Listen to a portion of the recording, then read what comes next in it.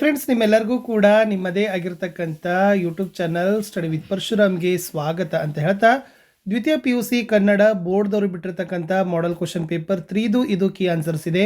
1 ಮತ್ತು 2 ಆಲ್ರೆಡಿ ಹಾಕಿದ್ದೀನಿ. ವಿಡಿಯೋದ ಡಿಸ್ಕ್ರಿಪ್ಷನ್ ಬಾಕ್ಸ್ನಲ್ಲಿ ಕೂಡ ನಾನು ನಿಮಗೆ ಲಿಂಕ್ಗಳನ್ನು ಸಜೆಸ್ಟ್ ಮಾಡ್ತೀನಿ. ಸೊ ಖಂಡಿತವಾಗಿ ನೋಡಿ, ನಾಳೆ ಬರ್ತಕ್ಕಂಥ ನಿಮ್ಮ ಪ್ರಿಪ್ರೇಟರಿ ಎಕ್ಸಾಮಲ್ಲಿ ಯೂಸ್ ಆಗ್ತದೆ.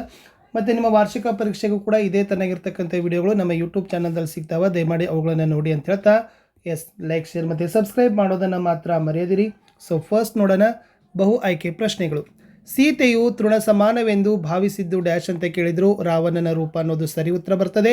ಇನ್ನು ಯಾರ ಕೈಯಲ್ಲಿ ದರ್ಪಣವಿದ್ದು ಫಲವಿಲ್ಲ ಅಂತ ಕೇಳಿದ್ದಾರೆ. ಅಂಧಕನ ಕೈಯಲ್ಲಿ ದರ್ಪಣವಿದ್ದು ಫಲವಿಲ್ಲ. ಯಾವುದನ್ನು ಗೆದ್ದವನನ್ನು ಯೋಗಿ ಅನ್ನಬಹುದು ಅಂತ ಕೇಳಿದರೆ ಅರಿಷಡ್ವರ್ಗ ಇಸ್ ದ ರೈಟ್ ಆನ್ಸರ್. ಜಾಲಿಯ ರಸಸ್ವರ ಹೇಗಿರ್ತದೆ? ವಿಷದಂತೆ ಇರ್ತದೆ. ಬಾನ್ ಹೋಗರಲುಂಟು, ಮರ ಚುಗುರಲುಂಟು, ಬರಲುಂಟೆ ಸುಗ್ಗಿ ಮತ್ತೆ ಈ ಸಾಲುಗಳಲ್ಲಿ ಹೊಮ್ಮಿರುವ ಕವಿಯ ಭಾವ ಅಂತ ಕೇಳಿದರೆ ಬಾನು ಮತ್ತು ಮರದ ನಿತ್ಯ ನೂತನತೆ ನಮಗಿಲ್ಲವೆಂಬುದು ಅನ್ನೋದು ಸರಿಯಾದ ಉತ್ತರವನ್ನಿಲ್ಲಿ ಬರೀಬೇಕಿತ್ತು. ಇನ್ನು ಬಸಲಿಂಗ ವೈದ್ಯರಿಗಾಗಿ ಅಲೆದಾಗ ಜೊತೆಗಿದ್ದ ರಾಜಕಾರಣಿ ಹೆಸರನ್ನು ಕೇಳಿದರೆ ನಿಮಗೆ ಗೊತ್ತಿರಲಿ. ಸೊ ರುದ್ರಪ್ಪ. ಇನ್ನು ಪ್ರತಿಯೊಬ್ಬ ಕನ್ನಡಿಗನು ಪ್ರತಿಯೊಂದು ಅಂಗುಲದಲ್ಲಿಯೂ ಕನ್ನಡಿಗನಾಗಬೇಕು, ಆಗ ಮಾತ್ರ ಅನೇಕ ಸಮಸ್ಯೆಗಳಿಗೆ ಪರಿಹಾರ ದೊರಕುತ್ತದೆ ಎಂಬುದು ಹಾಮನಾಯಕ್ ಅವರು ಹೇಳಿದರ ಸಾರ ಅಂತ ಕೇಳಿದರು. ಕನ್ನಡದ ಕೆಲಸಗಳಲ್ಲಿ ಸಾರ್ವಜನಿಕರ ಹೊಣೆಯೂ ಇರುತ್ತದೆ ಅನ್ನೋದು ರೈಟ್ ಆನ್ಸರ್.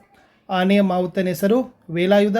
ನೆಕ್ಸ್ಟ್, ಅದು ಹೇಗೆ ಆನೆ ಕೆಲಸ ಅಂತೀಯ? ತಂತಿ ಮೇಲೆ ಕೊಂಬೆ ಎಳೆದರೆ ಅದಕ್ಕೆ ಕರೆಂಟ್ ಹೊಡೆದು ಸತ್ತೋಗುವುದಿಲ್ವೇನೋ ಎಂಬ ನಿರೂಪಕರ ಮಾತಿನಲ್ಲಿ ವ್ಯಕ್ತವಾಗಿರುವ ಭಾವ ಕೇಳಿದರು. ಸೊ ದುರ್ಗಪ್ಪನ ಮಾತಿನ ಮೇಲಿನ ಅಪನಂಬಿಕೆ ಇಸ್ ದ ರೈಟ್ ಆನ್ಸರ್. ಇನ್ನು ಟೆಲಿಫೋನ್ ಸಿಬ್ಬಂದಿ ಮುಷ್ಕರ ಹೂಡಿದ್ದು ಇವರ ವಿರುದ್ಧ, ವಿದ್ಯುತ್ ಇಲಾಖೆ ವಿರುದ್ಧ ಅಂತ ಗೊತ್ತಿರಲಿ. ಇನ್ನು ಬಿಟ್ಟ ಸ್ಥಳ ನೋಡಿ. ಅದೃಷ್ಟದ ಪ್ರಶ್ನೆ ಬಂದಾಗ ಲೇಖಕಿಗೆ ಡ್ಯಾಶ್ ನೆನಪಾಗುತ್ತಾರೆ. ಸೀತಾ. ದನಿಗಳ ಮನೆಯ ಪಕ್ಕದಲ್ಲಿ ಹರಿಯುತ್ತಿದ್ದ ಹೊಳೆ ಶಾಂಭವಿ. ಪ್ರಶ್ನೆ ಕೇಳೋದು ಇದು ವಿಜ್ಞಾನದ ಅಡಿಪಾಯ ಅಂತ ಹೇಳಿದ್ದಾರೆ. ಕನ್ನಡವು ಕಸ್ತೂರಿ ಅಲ್ಲವೇ ಅಂತ ಹೇಳಿದವರು ಮನೋರಮೆ. ಡ್ಯಾಶ್ ಎಂಬುದು ಹಳ್ಳಿಯ ಚಹಾ ಹೋಟೆಲಿನ ಹೆಸರು. ಚಂದ್ರಭವನ ಇಸ್ ದ ರೈಟ್ ಆನ್ಸರ್. ವಂದಿಸಿ ಬರೆದಿದ್ದಾರೆ ಆಲ್ರೆಡಿ. ಸೋಮೇಶ್ವರ ಶತಕ ಎಂಬುದು ಪಗೆಯಂ ಬಾಲಕನೆಂಬರೆ. ಜಾಲಿಯ ಮರದಂತೆ ಕೀರ್ತನೆ. ವ್ಯಕ್ತಿಪರ ಕವನಗಳು KS ನಿಸಾರ್ ಅಹಮದ್. ಸುಕನ್ಯಾ ಮಾರುತಿ. ನಾನೆಂಬ ಮಾಯೆ. ಹತ್ತಿ ಚಿತ್ತ ಮತ್ತು T Yallappa is the right answer. ಇನ್ನು 2 ಅಂಕದ ಪ್ರಶ್ನೆಗಳಿದ್ದಾವೆ. ಸೀತೆಯ ತಲ್ಲಣಕ್ಕೆ ಕಾರಣವೇನು ಅಂತಕ್ಕಂಥ ಪ್ರಶ್ನೆ ಇತ್ತು. ರಾವಣ ಪ್ರಮದವನಕ್ಕೆ ಬೊಂಕನೆ ಬರುತ್ತಿರುವುದನ್ನು ನೋಡಿ ಸೀತೆ ಮನಸ್ಸಿನಲ್ಲಿ ಕಳವಳಗೊಂಡಳು. ರಾಮ ಲಕ್ಷ್ಮಣರಿಗೆ ಸಂಬಂಧಿಸಿದಂತೆ ತಾನು ಇನ್ನೇನು ಕೆಟ್ಟ ವಾರ್ತೆಯನ್ನು ತಲ್ಲಣಗೊಂಡಳು ಕೇಳುವೇನೋ ಎಂಬ ಆತಂಕಗೊಂಡಂತೆ ಸೀತೆ ಇದ್ದಳು. ಇನ್ನು ರಾಜ ಮತ್ತು ಮಂತ್ರಿಗಳಿಗೆ ಯಾವ ಅರ್ಹತೆಗಳಿರಬೇಕೆಂಬುದು ಸೋಮನಾಥ ಹೇಳಿದ್ದಾನೆ. ಭೂಮಿಯಲ್ಲಿ ಯಾರು ಏನು ಹೇಳಿದರೂ ಕೋಪಿಸಿಕೊಳ್ಳದೆ ತಾಳ್ಮೆಯಿಂದ ಇರಬಲ್ಲವನು ರಾಜವಾಗಬೇಕು. ಮಂತ್ರಿಯಾದವನು ನಾನಾ ಚಮತ್ಕಾರಗಳನ್ನು ಹೊಂದಿದವನಾಗಿರಬೇಕು ಎಂದು ಸೋಮನಾಥ ಹೇಳಿದ್ದಾನೆ. ಇನ್ನು ಕವಿಯ ಪ್ರಕಾರ ಮುಪ್ಪು ಮತ್ತು ಹರೆಯದ ನಡುವಿನ ವ್ಯತ್ಯಾಸವನ್ನು ಕೇಳಿದರು. ಮುಪ್ಪು ಮಾನವನ ಕೊನೆಯ ಅವಸ್ಥೆಯಾಗಿದೆ. ಮುಪ್ಪಿನಲ್ಲಿ ಯಾವುದೇ ಸಾಧನೆ ಮಾಡಲು ಸಾಧ್ಯವಿಲ್ಲ. ಕವಿ ಬೆಳಗು ಜಾವವನ್ನು ಮಾನವನ ಯೌವನಾವಸ್ಥೆಗೆ ಹೋಲಿಸುತ್ತಾನೆ. ಒಮ್ಮೆ ಕಳೆದು ಹೋದ ಯೌವನಕ್ಕೆ ಮತ್ತೆ ಮತ್ತೆ ಮರಳಿ ಬರೋದಿಲ್ಲ. ಯೌವನಾವಸ್ಥೆಯನ್ನು ಚಿಂತೆಯ ಚಿತೆಯನ್ನಾಗಿ ಮಾಡಿಕೊಳ್ಳದೆ ಅದನ್ನು ಚಿಂತೆಯ ಚುಲುಮೆಯಾಗಿ ಮಾಡಿಕೊಳ್ಳಬೇಕೆಂಬುದು ಕವಿ ಬೇಂದ್ರೆಯವರ ಆಶಯ. ಇನ್ನು ಶಿಲುಬೆಗೇರಿಸಿದವರ ಗುಣಗಳು ಇಂದು ಯಾವ ವೇಷ ತಾಳಿವೆ ಅಂತ ಪ್ರಶ್ನೆ ಇದೆ. ಶಿಲುಬೆಗೇರಿಸಿದವರ ಗುಣಗಳು ಕಾಲರಾಯನ ಗುಜರಿ ಸೇರಿಲ್ಲ, ಬದಲಾಗಿ ವೇಷ ಮರೆಸಿಕೊಂಡಿವೆ. ಅಧಿಕಾರದ ಬಲಿಷ್ಠ ಕೈಗಳು, ಎದೆಯಾಳದ ಮುಖ್ಯಗಳು, ರೈಫಲ್ಲು, ಟ್ಯಾಂಕು, ಬಾಂಬು, ಗ್ರೆನೇಡ್ಗಳು, ದ್ವೇಷ, ಹಿಂಸೆಯ ಹೊಸ ರೂಪಗಳನ್ನು ತಾಳಿವೆ ಅಂತ ಬರೆದ್ರೆ ಸಾಕು. ಇನ್ನು ಯಾವುದಾದರೂ 2-3 ಪ್ರಶ್ನೆಗಳಿಗೆ ಉತ್ತರವನ್ನು ಬರೀಬೇಕು. ಸೊ ಇನ್ನು ಗದ್ಯ ಭಾಗದೇ ಇತ್ತು. ಹೆಂಡತಿ ಸಿದ್ಲಿಂಗಿ ಏನು ಹೇಳುತ್ತಲೇ ಇದ್ದಳು ಅಂತಕ್ಕಂಥ ಪ್ರಶ್ನೆ ಇತ್ತು. ಮಗುವಿಗೆ ಮೈಯಲ್ಲಿ ಸರಿ ಇಲ್ಲ ಮತ್ತು ಮಗುವಿಗೆ ಕೆಮ್ಮು ಹೋಗುತ್ತಲೇ ಇಲ್ಲ. ಶಿವನೂರು ಸ್ವಾಮಿಗಳಿಗೆ ತೋರಿಸಬೇಕು ಎಂದು ಹೆಂಡತಿ ಸಿದ್ಲಿಂಗಿ ಹೇಳುತ್ತಲೇ ಇದ್ದಳು. ಲೇಖಕರಲ್ಲಿ ಕನ್ನಡ ಪ್ರೀತಿ ಸ್ಫುರಿಸಿದ್ದು ಹೇಗೆ ಅಂತ ಕೇಳಿದ್ದಾರೆ. ಹಾಮನಾಯಕರಲ್ಲಿ ಕನ್ನಡದ ಪ್ರೀತಿಯು ಮಾಸ್ತಿ, ಕುವೆಂಪು, ತೀನಂ ಶ್ರೀ ಅವರ ಪದ್ಯಗಳನ್ನು ಪಠ್ಯಪುಸ್ತಕದಲ್ಲಿ ಓದಿದಾಗ ಸ್ಫುರಿಸಿದ್ದಾಗಿದೆ ಅಂತ ಬರೆದಿದ್ದಾರೆ. ಇನ್ನು ಕಲಾಂ ಅವರು ಬಂಡೆಗಳ ಬಸಿರಲ್ಲಿ ಕಂಡದ್ದೇನು ಅಂತ ಕೇಳಿದರು. ಕಲಾಂ ಬಂಡೆಗಳ ಬಸಿರಲ್ಲಿ ಶಿವನ ನಿಹಿತ ಶಕ್ತಿಯನ್ನು ಕಂಡರು. ಕ್ಷಿಪಣಿ ರೂಪದಲ್ಲಿ ಆ ಶಕ್ತಿ ಹೊರಬರಲು ಕಂಪಿಸುತ್ತಿರುವುದನ್ನು ಅವರ ಒಳಗನ್ನು ನೋಡಿತ್ತು ಅಂತ ಬರೀಬೇಕು. ಇನ್ನು ರೋಗಿಗಳ ಹಾಗೂ ಪತ್ತೆ ಮಾಡುವವರ ಜಿದ್ದು ಎಂತಹುದು ಅಂತಕ್ಕಂಥ ಪ್ರಶ್ನೆ ಇತ್ತು. ಮನೆಯಲ್ಲಿ ಕರಿದ ಪದಾರ್ಥಗಳನ್ನು ಜಡಿಯುವ ಇವರ ಜಡ್ಡೆಂದು ನೆಟ್ಟಗಾಗದು, ಹಾಗೂ ಹೀಗೂ ಸಾಯುತ್ತೇವೆ, ಕರಿದಿದ್ದನ್ನು ತಿಂದು ಸಾಯುತ್ತೇವೆ ಎನ್ನುವುದು ರೋಗಿಗಳ ಮತ್ತು ಪತ್ತೆ ಮಾಡುವವರ ಜಿದ್ದಾಗಿದೆ. ಇನ್ನು ದೀರ್ಘ ಗದ್ಯದಲ್ಲಿ ಕೇಳಿದ್ರು, ಸೊರಗಿದ್ದ ಆನೆಯನ್ನು ಕೃಷ್ಣೇಗೌಡ ಹೇಗೆ ಸಾಕಿದ್ದ. ಮಠದಲ್ಲಿ ಬರೀ ವನಹುಲ್ಲು, ಮೊಸರನ್ನು ತಿಂದು ಸೊರಗಿದ್ದ ಆನೆಗೆ ಬಯನೆ ಸೊಪ್ಪು, ಹಸಿ ಹುಲ್ಲು, ಹಿಂಡಿ, ಬೆಲ್ಲ, ಗೆಣಸು ಎಲ್ಲ ಕೊಟ್ಟು ಕೃಷ್ಣೇಗೌಡ ಪಗಡು ದುಸ್ತಾಗಿ ಬೆಳೆಸಿ ಆನೆಯನ್ನು ಸಾಕಿದ. ಇನ್ನು ಫಾರೆಸ್ಟ್ ಡಿಪಾರ್ಟ್ಮೆಂಟಿನವರ ನಂಬರ್ 1 ಎನಿಮಿಗಳು ಯಾರು? ಫಾರೆಸ್ಟ್ ಡಿಪಾರ್ಟ್ಮೆಂಟಿನವರ ನಂಬರ್ 1 ಎನಿಮಿಗಳೆಂದರೆ ಎಲೆಕ್ಟ್ರಿಕ್ ಡಿಪಾರ್ಟ್ಮೆಂಟಿನವರು, ಟೆಲಿಫೋನ್ ಡಿಪಾರ್ಟ್ಮೆಂಟಿನವರು ಹಾಗೂ PWD ಡಿಪಾರ್ಟ್ಮೆಂಟಿನವರು.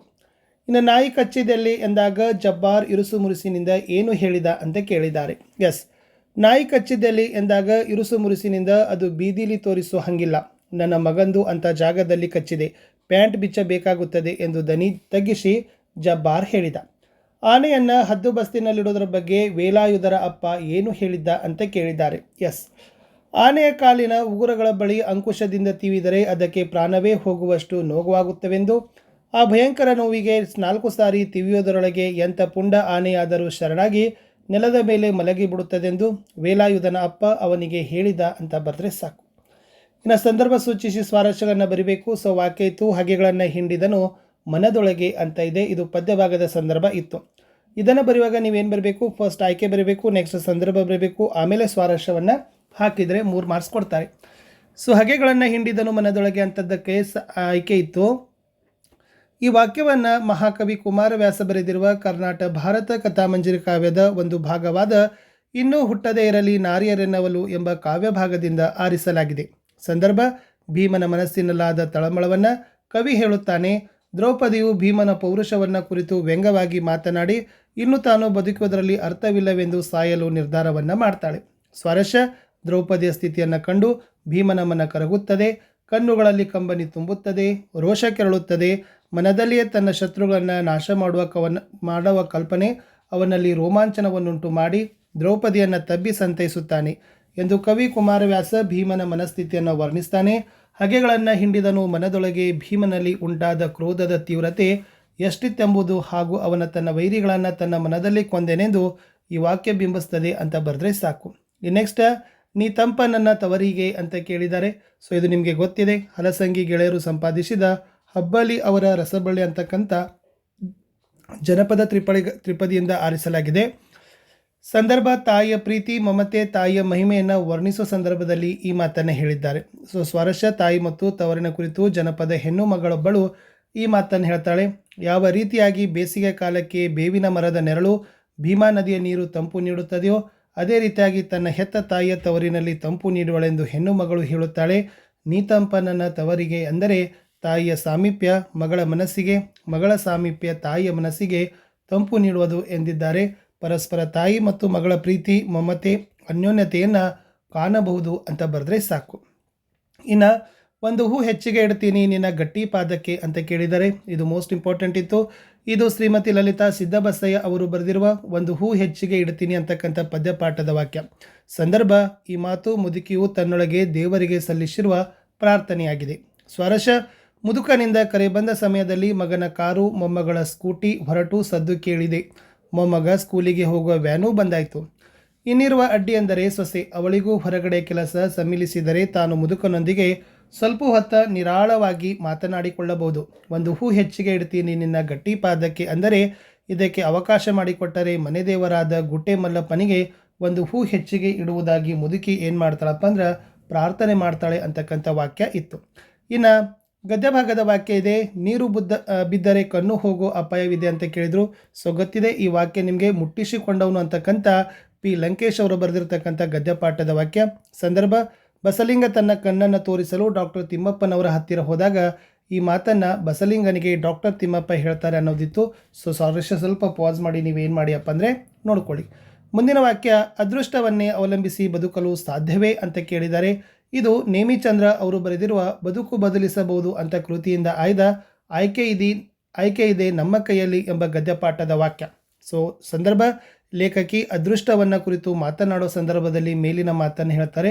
ಇದ್ರದ್ದು ಕೂಡ ಸ್ವಲ್ಪ ಸ್ವಾರಸ್ಯ ನೋಡ್ಕೊಡ್ರಿ. ಇನ್ನು ನೀರಳೆಯದ ಗಂಟಲೋಳು ಕಡುಬಂ ತುರುಕಿದಂತಾಯಿತು ಅಂತ ಕೇಳಿದ್ದಾರೆ. ಇದು ಮುದ್ದನ್ನು ಬರೆದಿರುವ ತಿರುಳುಗನ್ನಡದ ಬೆಳ್ನುಡಿ ಎಂಬ ಗದ್ಯಭಾಗದ ವಾಕ್ಯ ಇತ್ತು. ಸೊ ಮುದ್ದನ್ನ ಶ್ರೀರಾಮಾಶ್ವಮೇಧವನ್ನು ಕಥೆಯನ್ನು ಹೇಳಲು ಮನೋರಮೆಗೆ ಒಪ್ಪಿಕೊಂಡು ಸಂಸ್ಕೃತ ಪದಗಳಿಂದ ಪದಗಳನ್ನು ಶ್ರೀರಾಮನ ಸ್ತುತಿಯನ್ನು ಪ್ರಾರಂಭಿಸ್ತಾನೆ. ಅವಳಿಗೆ ಅದು ಅರ್ಥವಾಗೋದಿಲ್ಲ. ಆಗ ಈ ಮಾತನ್ನು ಮನೋರಮೆ ಮುದ್ದನಿಗೆ ಏನು ಮಾಡ್ತಾಳಪ್ಪ ಅಂದ್ರೆ ಹೇಳ್ತಾರೆ ಅನ್ನೋದು ನಿಮಗೆ ಗೊತ್ತಿರಲಿ. ಸ್ವಾರಸ್ಯ ಸ್ವಲ್ಪ ನೀವೇನು ಮಾಡಿಕೊಡ್ರಿ, ನೋಡ್ಕೊಡ್ರಿ. ಇನ್ನು ದೀರ್ಘ ಗದ್ಯದ ವಾಕ್ಯಕ್ಕೆ ಬರ್ತೀನಿ. ವೆಪನ್ ಸಾರ್, ವೆಪನ್ ನಮಗೆ ಮುಖ್ಯ ಅಂತ ಇದೆ. ಸೊ ಇದು KP ಪೂರ್ಣಚಂದ್ರ ತೇಜಸ್ವಿ ಅವರು ಬರೆದಿರುವ ಕೃಷ್ಣೇಗೌಡನ ಆನೆ ಎಂಬ ದೀರ್ಘ ಗದ್ಯದ ವಾಕ್ಯ. ಸೊ ಸಂದರ್ಭ, ಈ ಫಾರೆಸ್ಟ್ ಡಿಪಾರ್ಟ್ಮೆಂಟಿನವರು ದುರ್ಗಪ್ಪನಿಂದ ಕೊಡಲಿಯನ್ನು ಜೂರತ್ ಮಾಡಿ ಕಸಿತಿಕೊಂಡು ಹೋಗಿ ಆಫೀಸ್ನಲ್ಲಿ ಇಡ್ತಾರೆ. ಅದನ್ನು ನಿರೂಪಕರು ನಾಗರಾಜನ ಹತ್ತಿರ ಹೋಗಿ ನನ್ನ ಕೊಡಲಿ ಯಾಕೆ ತಂದು ಆಫೀಸ್ನಲ್ಲಿ ಇಟ್ಕೊಂಡಿದ್ದೀರಿ ಎಂದು ಕೇಳಿದಾಗ ಫಾರೆಸ್ಟರ್ ನಾಗರಾಜ್ ಈ ಮಾತನ್ನು ನಿರೂಪಕರಿಗೆ ಹೇಳ್ತಾರೆ ಅನ್ನೋದಿತ್ತು. ಸ್ವಲ್ಪ ಸ್ವಾರಸ್ಯ ನೋಡ್ಕೊಡ್ರಿ. ಇನ್ನು ಆನೆ ಬೇಲಿ ದಾಟಿ ಹೋಯ್ತು ಸಾರ್ ಅಂತ ಕೇಳಿದ್ದಾರೆ. ಸೊ ಈ ಮಾತು ಗಾರ್ಡ್ ರಾಮಪ್ಪ ನಾಗರಾಜನಿಗೆ ಆನೆ ಕಾಡಿನಲ್ಲಿ ಮರೆಯಾಗಿ ಹೋದಾಗ ಈ ಮಾತನ್ನು ಹೇಳ್ತಾನೆ. ಅದು ಇಂಪಾರ್ಟೆಂಟ್ ಇತ್ತು. ಇನ್ನು 5-6 ವಾಕ್ಯದ ಪ್ರಶ್ನೆಗಳನ್ನು ನೋಡ್ಕೊಂಡೋಗಿ ರಾವಣನ ಮನಪರಿವರ್ತನೆಯ ಸಂದರ್ಭವನ್ನು ಕವಿ ಹೇಗೆ ಚಿತ್ರಿಸಿದ್ದಾನೆ ಅಂತ ಕೇಳಿದ್ದಾರೆ. Very important. ಜನಕೆಯು ಮೂರ್ಛೆ ಹೋಗಿ ಬಿದ್ದಿರೋದನ್ನು ನೋಡಿದಾಗ ರಾವಣನಿಗೆ ಸೀತಾದೇವಿಯ ಬಗ್ಗೆ ಅನುಕಂಪ ಹುಟ್ಟಿತು. ಅವಳ ಮೇಲೆ ಕರುಣೆ ಉಕ್ಕಿತು. ತಾನು ಮಾಡಿದ ಆ ಕಾರ್ಯಕ್ಕೆ ತನ್ನನ್ನು ತಾನೇ ಹೇಳಿಕೊಂಡನು. ಈ ಒಂದು ಕಾರ್ಯವು ನನ್ನ ಕರ್ಮವಶದಿಂದ ಉತ್ಪನ್ನವಾದ ಕೆಟ್ಟ ಪಾಪವಾಗಿದೆ ಎಂದನು. ಯಾವಾಗ ಸೀತಾದೇವಿಯು ಮೂರ್ಛೆ ಹೋಗಿ ನೆಲದ ಮೇಲೆ ಬಿದ್ದಳೋ ಆಗ ರಾವಣನ ಮನಸ್ಸು ಕಲಕಿದ. ನೀರು ಸ್ವಲ್ಪ ಸಮಯದ ನಂತರ ಯಾವ ರೀತಿ ತಿಳಿಯಾಗುವುದೋ ಅದೇ ರೀತಿಯಾಗಿ ಅವನ ಮನಸ್ಸು ಶುಭ್ರವಾಗಿ ಸೀತಾದೇವಿಯ ಮೇಲೆ ವೈರಾಗ್ಯ ಉಂಟಾಯಿತು. ಉದಾತ್ತರಾದವರಲ್ಲಿ ಮಾತ್ರ ಉನ್ನತ ವಿಚಾರಗಳು ಹುಟ್ಟುವುದಿಲ್ಲವೇ? ಆ ರೀತಿಯಾಗಿ ರಾವಣನಲ್ಲಿ ಸೀತಾದೇವಿಯ ಬಗ್ಗೆ ಒಳ್ಳೆಯ ಭಾವನೆಗಳು ಮೂಡಿದವು. ಯಾವ ರೀತಿಯಾಗಿ ರವಿಯು ತನಗೆ ಅಂಟಿಕೊಂಡ ಸಂಧ್ಯಾನುರಾಗದಿಂದ ಬಿಡಿಸಿಕೊಳ್ಳುವನೋ ಅದೇ ರೀತಿಯಾಗಿ ರಾವಣನು ತನ್ನ ಮನಸ್ಸಿಗೆ ಅಂಟಿಕೊಂಡ ಸೀತೆಯ ಮೋಹವನ್ನು ಉತ್ತಮವಾದದ್ದನ್ನು ಆಚರಿಸಿ ಕಳಂಕ ಮುಕ್ತನಾಗ್ತಾನೆ ಅಂತ ಬರೆದ್ರೆ ಸಾಕು. ಇನ್ನು ದ್ರೌಪದಿ ಅವಮಾನಕ್ಕೊಳಗಾದ 3 ಪ್ರಸಂಗಗಳು. ಇದು ವೆರಿ ಮೋಸ್ಟ್ ಇಂಪಾರ್ಟೆಂಟ್. ದ್ರೌಪದಿಯನ್ನು ಪನ್ನಕ್ಕಿಟ್ಟು ಸೋತಾಗ ಪಗಡೆಯಾಟದಲ್ಲಿ ಧರ್ಮರಾಯ ದುರ್ಯೋಧನನ ತಮ್ಮನಾದ ಪಾಪಿ ದುಶಾಸನ ದ್ರೌಪದಿಯ ಮುಂದಲೆ ಹಿಡಿದು ಎಳೆದು ಅವಳಿಗೆ ಅನುಮಾನವನ್ನು ಉಂಟು ಮಾಡಿದ. ಅವಮಾನ. ಇನ್ನೊಂದು ಸಲ ದುರ್ಯೋಧನನ ತಂಗಿಯ ಗಂಡನಾದ ಸೈಂಧವನು ದ್ರೌಪದಿಯ ಸಮೇತ ಪಾಂಡವರು ಅರಣ್ಯವಾಸ ಮಾಡುತ್ತಿದ್ದಾಗ ಅವಳನ್ನು ಎಳೆದೆದು ತೊಂದರೆ ನೀಡ್ತಾನೆ. ಮಗದೊಂದು ಸಲ ಪಾಂಡವರು 12 ವರ್ಷ ಅರಣ್ಯವಾಸವನ್ನು ಮುಗಿಸಿ 1 ವರ್ಷ ಅಜ್ಞಾತವಾಸವನ್ನು ಕಳೆಯಲಿಕ್ಕೆ ವಿರಾಟರಾಜನ ಆಸ್ಥಾನಕ್ಕೆ ಬರ್ತಾರೆ.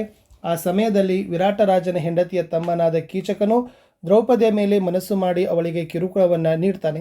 ಒಮ್ಮೆ ಓಲಗದಲ್ಲಿ ದ್ರೌಪದಿಯನ್ನು ಹಿಡಿದೆಳೆಯಲು ಯತ್ನಿಸ್ತಾನೆ.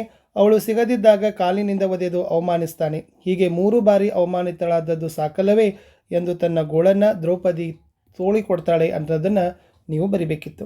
ಇನ್ನು ಮುಂಬೈ ಜಾತಕ ಕವಿಯಲ್ಲಿ ತಂದೆ ತಾಯಿಗಳು ಮಗುವಿಗೆ ಗೋಚರಿಸುವ ಬಗೆ ಅಂತ ಕೇಳಿದರು. ಇದು ಕೂಡ ಇಂಪಾರ್ಟೆಂಟಾ, ಸ್ವಲ್ಪ ಪಾಸ್ ಮಾಡಿ ನೋಡ್ಕೊಡ್ರಿ.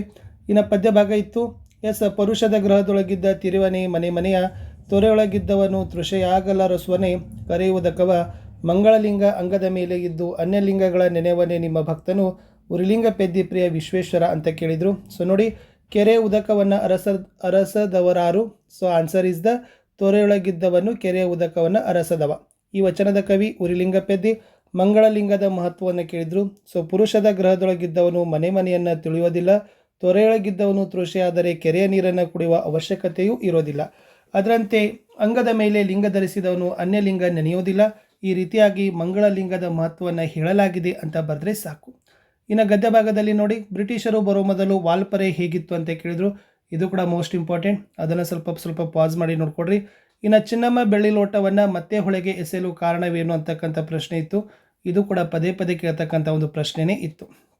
ಇನ್ನು ದೀರ್ಘ ಗದ್ಯದಲ್ಲಿ ನಿರೂಪಕರು ಕೊಡಲಿ ವಸೂಲಿ ಮಾಡಲು ಹೋಗಲಿಲ್ಲವೇಕೆ ಅಂತಕ್ಕದ್ದನ್ನು ಕೇಳಿದರು. ಸೊ ಇದ್ರದ್ದು ಕೂಡ ಸ್ವಲ್ಪ ಪಾಸ್ ಮಾಡಿ.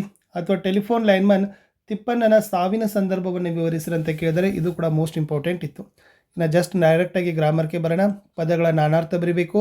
ನರ ಕೇಳಿದ್ದಾರೆ. ಸೊ ಮನುಷ್ಯ, ರಕ್ತನಾಳ, ಅರ್ಜುನ, ಗಂಡ ಅಂದರೆ ಪತಿ, ಅಪಾಯ, ಮುನಿ ಅಂದರೆ ಕೋಪ ಮತ್ತು ಋಷಿ. ಇನ್ನು ಪದಗಳ ಗುಣವಾಚಕ ಕೇಳಿದ್ದಾರೆ. ದುರ್ಜನರು ಅಂದರೆ ಇಲ್ಲಿರ್ತಕ್ಕಂಥ ಗುಣವಾಚಕ ದುರ್ ಅಂತ ಇದೆ. ಹಾಡು ಹಕ್ಕಿಯಲ್ಲಿ ಹಾಡು, ದೂರದೃಷ್ಟಿಯಲ್ಲಿ ದೂರ ಅನ್ನೋದು ಗುಣವಾಚಕ ಬರ್ತದೆ. ಇನ್ನು ಕ್ರಿಯಾಪದಗಳ ಕಾಲ ಬರಿಬೇಕು. ನಲಿಯುತ್ತ ಅಂತ ಇದೆ, ಅದು ವರ್ತಮಾನ ಕಾಲದಲ್ಲಿದೆ. ತಿಂದನು ಭೂತಕಾಲ, ನೋಡಿದಳು ಭೂತಕಾಲ. ಇನ್ನು ವಿಭಕ್ತಿ ಪ್ರತ್ಯಯವನ್ನು ಬರಿಬೇಕು. ಮನೆಯಲ್ಲಿ ಅಲ್ಲಿ ಅಂತಕ್ಕಂಥದ್ದು ಸಪ್ತಮಿ, ಹರೆಯಕ್ಕೆ ಕೆ ಅನ್ನೋದು ಚತುರ್ಥಿ, ನಲ್ಗುತೆ ಎಂ ಅಂತ ಇದೆ, ಅಮ್ ಅನ್ನೋದು ದ್ವಿತೀಯ ಅನ್ನೋದನ್ನು ನೀವೇನು ಮಾಡಬೇಕಿತ್ತು ಬರಿಬೋದು. ಇನ್ನು ನುಡಿಗಟ್ಟುಗಳನ್ನು ವಾಕ್ಯದಲ್ಲಿ ಬಳಸಿ ಬರಿಬೇಕು. ದಾರಿದೀಪ, ಹಿರಿಯರು ಮಾತುಗಳು ನಮಗೆ ದಾರಿದೀಪವಾಗಿದೆ. ಕೈಕೊಡು, ನಮ್ಮ ಜೀವನದಲ್ಲಿ ನಾವು ಯಾರಿಗೂ ಕೈ ಕೊಡಬಾರದು. ರೈಲು ಬಿಡು, ಮೋಸಗಾರರು ಯಾವಾಗಲೂ ರೈಲು ಬಿಡುತ್ತಾರೆ ಅನ್ನೋದನ್ನು ಬರಿಬೇಕು. 2 ಅನ್ಯ ದೇಶ ಪದಗಳನ್ನು ಕೇಳಿದ್ರು. ಅರ್ಜಿ, ಇಲಾಖೆ, ಕಾಗದ, ಖಾದಿ, ದುಬಾರಿ, ರಾಜೀನಾಮೆ, ಕಾಲೇಜು, ರೈಲು, ಬಸ್ಸು, ಪೆನ್ನು. ಇನ್ನು ಪ್ರಬಂಧಗಳಲ್ಲಿ ಅರಣ್ಯ ಸಂರಕ್ಷಣೆಯಲ್ಲಿ ನಮ್ಮ ಪಾತ್ರ ಅಂತ ಕೇಳಿದರು. ಸೊ ಇದನ್ನು ಫಸ್ಟ್ ಪೀಠಿಕೆ ಅಂತ ಬರೀಬೇಕು. ಸೆಕೆಂಡ್ ಬರೋದು ವಿಷಯದ ವಿಸ್ತಾರವನ್ನು ಮಾಡಬೇಕು. ಲಾಸ್ಟ್ ಏನು ಬರೀಬೇಕಪ್ಪ ಅಂದ್ರೆ ಉಪಸಂಹಾರವನ್ನು ಬರೀಬೇಕು. ಸೊ ನೀಟಾಗಿ ನೋಡ್ಕೊಡ್ರಿ. ಅರಣ್ಯ ಸಂರಕ್ಷಣೆಯಲ್ಲಿ ನೀವೆಲ್ಲ ಯಾವ ತನ್ನಾಗಿ ಮಾಡ್ತೀರಾ ಅನ್ನೋದನ್ನು ಕೇಳಿದರು. ಅರಣ್ಯಗಳ ಪ್ರಯೋಜನವನ್ನು ಕೂಡ ನೀವೇನು ಮಾಡಿ ಅಂತಂದರೆ ಬರೀರಿ. ಇನ್ನು ನೆಕ್ಸ್ಟ್ ಇನ್ನೊಂದು ಏನು ಕೇಳಿದ್ರಪ್ಪ ಅಂತಂದ್ರೆ ಕಸ ವಿಂಗಡಣೆ ನಾಗರಿಕರ ಹೊಣೆ ಅಂತ ಇದೆ. ಸೊ ಇವಾಗ ಸರ್ಕಾರ ಬೇಕಾದಷ್ಟು ಕಾರ್ಯಕ್ರಮಗಳನ್ನು ಹಾಕಿದೆ. ಅದು ಹಸಿ ಕಸ, ವನ ಕಸ ಆಗಿರ್ಬೋದು, ತ್ಯಾಜ್ಯ ವಿಲೇವಾರಿ ಮಾಡ್ತಕ್ಕಂಥ ಒಂದು ಸಮಸ್ಯೆ. ಸೊ ಅದನ್ನು ಯಾವ ಥರನಾಗಿ ನೀವು ಪರಿಹರಿಸ್ತೀರಿ ಅಂತಕ್ಕದ್ದನ್ನು ಕೇಳಿದ್ದಾರೆ. ಸೊ ಅಲ್ಲಿ ಕೂಡ ಪೀಠಿಕೆ, ಆಮೇಲೆ ವಿಷಯದ ವಿಸ್ತಾರ, ಉಪಸಂಹಾರವನ್ನು ಹಾಕಿ ಸೊ ಈ ಒಂದು ಪ್ರಬಂಧವನ್ನು ಕಂಪ್ಲೀಟ್ ಮಾಡಿರಿ. ಓಕೆನಾ. ಇನ್ನು ಡೈರೆಕ್ಟಾಗಿ ಪತ್ರ ತೋರಿಸ್ತೀನಿ. ಸೊ ಪತ್ರದಲ್ಲಿ ಏನಿದೆ ನೋಡಿ. ಲವ MK ಸವಿತಾ, ದ್ವಿತೀಯ PUC, ವಿವೇಕಾನಂದ ಪದವಿ ಪೂರ್ವ ಕಾಲೇಜು, ಕೃಷ್ಣರಾಜಪುರ, ಬೆಂಗಳೂರು. ಓಕೆ, ಈ ವಿಳಾಸ ನಿಮ್ಮದೆಂದು ಭಾವಿಸ್ಕೊಳ್ಬೇಕು. ಶಾಂತಕುಮಾರ ಕಾವ್ಯ, ದ್ವಿತೀಯ PUC, ಸರ್ಕಾರಿ ಪದವಿ ಪೂರ್ವ ಕಾಲೇಜು, ಕಳಸಾಪುರ, ಚಿಕ್ಕಮಗಳೂರು. ಈ ವಿಳಾಸದಲ್ಲಿರುವ ಗೆಳತಿಗೆ ಜಾತ್ರೆಗೆ ಆಹ್ವಾನಿಸಿ ಪತ್ರವನ್ನು ಬರೀಬೇಕು ಅಂತ ಕೇಳಿದ್ದಾರೆ. ಸೊ ಇಲ್ಲಿ ಏನು ಬರೀತಾರಪ್ಪ ಅಂತಂದ್ರೆ ಕ್ಷೇಮ ಬರೀತಾರೆ. ಓಕೆ, ಆಮೇಲೆ ಇಲ್ಲಿ ಇವರಿಂದ ಇದೆ. ಸೊ ಈ ಥರನೂ ಕೂಡ ಕ್ಷೇಮನೂ ಕೂಡ ಬರಿಬೋದು, ಅಥವಾ ಬರದೇ ಇದ್ರೆ ನಡೀತದೆ. ಇಂದ ಅಂತ ಇದೆ. ಸೊ ನೀವು ಭಾವಿಸಬೇಕು. ಸೊ ಲವ MK ಅಥವಾ ಸವಿತಾ, ದ್ವಿತೀಯ PUC, ವಿವೇಕಾನಂದ ಪದವಿ ಪೂರ್ವ ಕಾಲೇಜು, ಕೃಷ್ಣರಾಜಪುರ, ಬೆಂಗಳೂರು ಹಾಕಿ ಡೇಟನ್ನು ಹಾಕ್ರಿ. ಓಕೆನಾ. ಅವಾಗ ಯಾರಿಗೆ ಬರೀಬೇಕಾಗಿದೆ? ಗೆಳೆಯ ಗೆಳತಿಗೆ ಅಂತಂದ್ರೆ ಸೊ ಇಲ್ಲೇನು ಬರಬೇಕು? ನಲ್ಮೆಯ ಗೆಳೆಯ ಅಥವಾ ನಲ್ಮೆಯ ಗೆಳತಿ, ಪ್ರೀತಿಯ ಗೆಳೆಯ, ಪ್ರೀತಿಯ ಗೆಳತಿ ಅಂತ ಬರೋದು. ಸೊ ಎಲ್ಲ ನಿಮ್ಮ ಮೊದಲಿಗೆ ವ್ಯಾಸಂಗ ಶಾಲೆ ಬಗ್ಗೆ ಬರೋದು. ಈ ದಿನಾಂಕದಿಂದ ಈ ದಿನಾಂಕದವರೆಗೆ ಜಾತ್ರೆ ಇದೆ. ಜಾತ್ರೆಯಲ್ಲಿ ಕಬಡ್ಡಿ, ಕುಸ್ತಿ, ಸಾಂಸ್ಕೃತಿಕ ಕಾರ್ಯಕ್ರಮಗಳಿದ್ದಾವೆ, ಮರ್ಯಾದೆ ತಪ್ಪದೆ ಬಾ ಅಂತ ನೀವೇನು ಮಾಡಬೇಕು? ಆಹ್ವಾನವನ್ನು ಮಾಡಬೇಕು. ಲಾಸ್ಟ್ ನೀವು ಏನು ಮಾಡಬೇಕಪ್ಪ ಅಂತಂದ್ರೆ ಪತ್ರ ಮುಟ್ಟಿದ ಕೂಡಲೇ ಮರು ಉತ್ತರವನ್ನು ಕೊಡುವಂತ ಬರಿಬೇಕು. ಆವಾಗ ಇಂತಿ ನಿನ್ನ ಗೆಳತಿ ಅಂತ ಲವ MK ಬರಿತೀರಿ. ಇದು ಹೊರ ವಿಳಾಸವನ್ನು ಹಾಕಬೇಕು. ಸೊ ಹೊರ ವಿಳಾಸ ಯಾರಿಗೆ ಕೇಳಿದ್ರು? ಶಾಂತಕುಮಾರ ಕಾವ್ಯ, ದ್ವಿತೀಯ PUC, ಸರ್ಕಾರಿ ಪದವಿ ಪೂರ್ವ ಕಾಲೇಜು, ಕಳಸಾಪುರ, ಚಿಕ್ಕಮಗಳೂರು. ಇಷ್ಟು ಬರೆದ್ರೆ ಕಂಪ್ಲೀಟ್ ಆಗ್ತದೆ ಅಂತ ಹೇಳ್ತಾ ಮತ್ತೆ ಸಿಗ್ತೀನಿ ಇನ್ನೊಂದು ವಿಡಿಯೋದಲ್ಲಿ. ಲೈಕ್, ಶೇರ್ ಮತ್ತು ಸಬ್ಸ್ಕ್ರೈಬ್ ಮಾಡೋದನ್ನು ಮಾತ್ರ ಮರೆಯದಿರಿ.